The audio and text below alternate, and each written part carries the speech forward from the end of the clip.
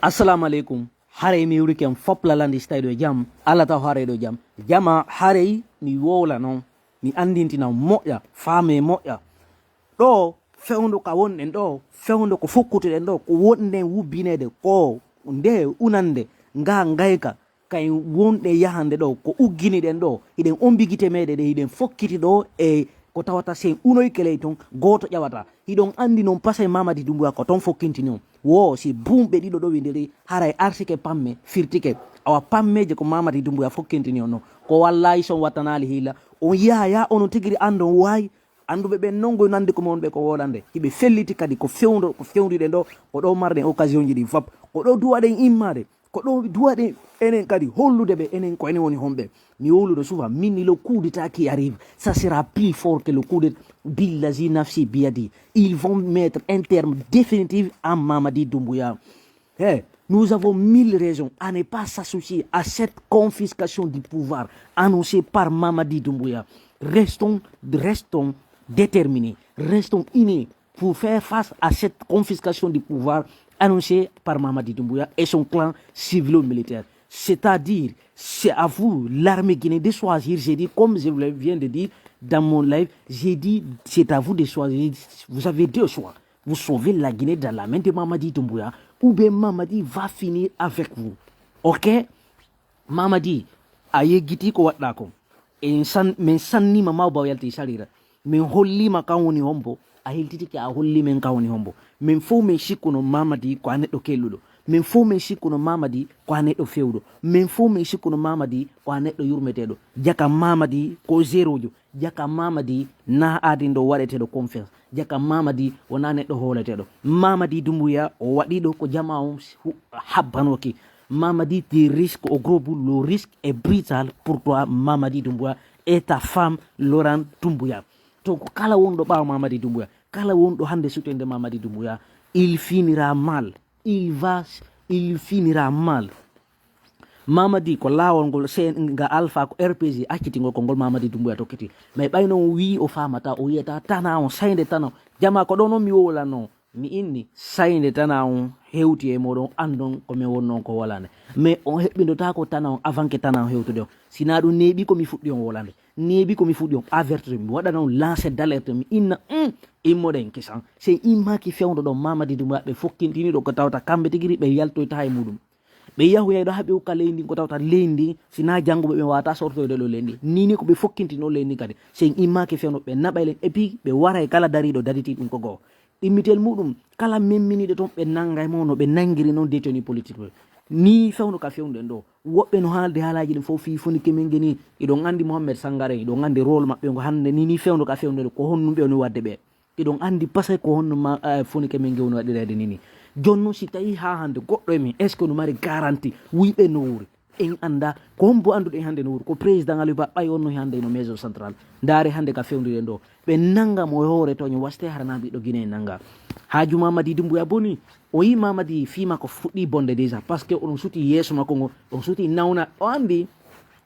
ñande si Allah hewti ko bonne affaire fi laamu bonne affaire ardiɗo ɓe ngo waɗugo sadakaji ittugol piiji waɗa ko waɗetake ko ɗum ɓe waɗata Mamady fewjan ɓe mo ɓen e kanko ɓay tun o yiɗi waɗugol cométe par jour il finira mal Mamady on tiatam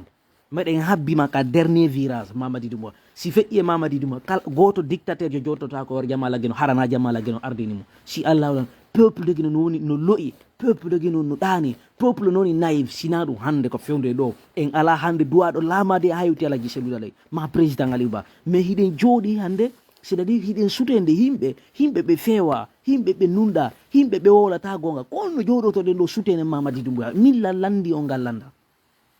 iɗo suti hande colonel Mamadou Lamarana o préfet Télimilé ancien préfet Télimilé ene kanko e kunjunku wonɗon haalde fi iɗon andi hande programme ji maɓɓe konto fewndi hiɗon andi hanto kono programme situation ji ɓen fewndi hiɗon andi hande ɓe juuɓe meɗen wona ɓe naɓede hande ka bureau ji ma iɗon andi hande ko situation leydi meɗen fewndi ɗo suti hedde côté lambaño façon ni wareya o yi côté ji ko bor ton fop ɗo suti hande leydi noon ulfitorade ene ɓe yaltinde ɗum noon ɓe wolanom blogueur maɓɓe hande hayɓe kankamɓe no mapode Mamady Doumbouya nini Mamady Doumbouya tellement himo hooli hoore makko nini hay makko baɓe ɓen kankan wala accande mawɓe kankan hande wala accande ko memmini ɗo haray mo fala hay bantade mori ko ende nini mori ko nden ɓeɓe onno yiide ɗo ɓeɓe onno sikkuɗon ɗo ko yimɓe fewɓe yimɓe doguinaɓe otoje ɗe 30 000 $ ko tawta hande guine no ronki ay ndiyan yareteɗam ɓeɗo siɓe sikkiɗo ɓe joɗoto ɓe waɗa constitution taillé sur mesure fi favorise la commission d'un par jour. Wallahi Mamadi Doumbouya, lorsque tu seras devant la juridiction internationale, j'ai dit bien encore une fois Mamadi, faites beaucoup attention, le risque est brutal pour toi Mamadi Doumbouya, tu risques au gros bout.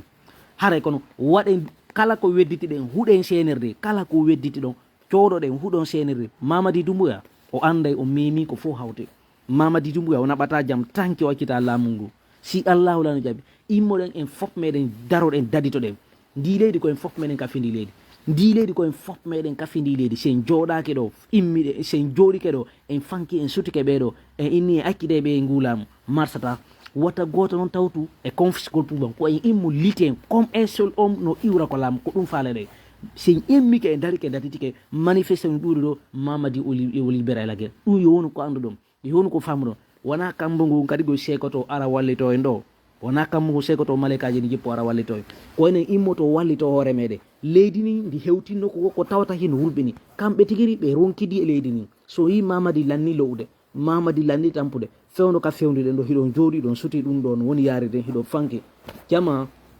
wattani hila souvent mi wolana wata on accu ha tana on hewta on so heɓɓina ɗon tana on wata on accu ha jamais de la vie tana on hewta on so heɓɓina ɗon tana on fewno ka fewnden ɗo en fof meɗen hani hande kadi wakkilade daroɗen daditoɗen fino hettire leydi meɗen ndi haray kono leydi ndi ko en fof kafindi leydi goto ɓuura goɗɗo ndi leydi Mamadi o yahay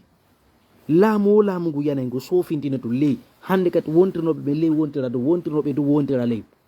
Mamadi Doumbouya kala wirtiɗo ɗo o wi o laaɓata aduna e lakara ɓay tum ɓe jokki ɓeɗo jokkimo décidi confisgol pouvoir on ko wallahi on yiyay koɓe sakkitorta ɗon on yiyay koɓe sakkitorta ɗon awa haray ko ɗumi mari komi yiyatto jama on fopno hino fellitigoy komi wonɓe ko wolande hiɓe andi kadi pasay komi wonɓe ko wolande mais vi que ɓe sikkay ko ɗaynugol ɓe ma wulugol jooɗoɗe ɗo fewde onon tigiri ɗo andiya fewdo ɗo nini hiɗon andi programme ji leydi ni fof mima hiɓe ronkide muɗum heɓe ronki koɓe gera ɓe anda wonnini ko honno ɓe gerata Mamadi Doumbouya o anda ko honno nini o gerrata ok immoɗen e fof meɗen kisan nomi wolira noon immoɗen kisan immoɗen kisan jamala guene ndi leydi ko en fof meɗen kafini immoɗen kisan haray kono iɗon andi état ji yimɓe ɓen hande no fewdol iɓe liɓude cuuɗi ɓe piide yimɓe ɓe wadde koko ɓen wadde ɗo fof hande noon enen kadi ɓen wona ɓe waɗanede ɗum noon ɓe confirme yewtereji men ɗi gonnoɗen ko haalande ɓe ko gonga ɓe andi programme ji ɗin buy hande ko wonoɗen ɓe ko wolande ko gonga mais ɓe yiyano ɗum noon law ko nini ɓe woni hiide ɗum ɗo eɗen jooɗi ɗen fanki no hersini ha feƴƴitikeɗo ko jooɗoto ɗon ɓe liɓana on cuuɗi mon ɓe kosana on woste harandi leydi na on hen fo ha fendi leydi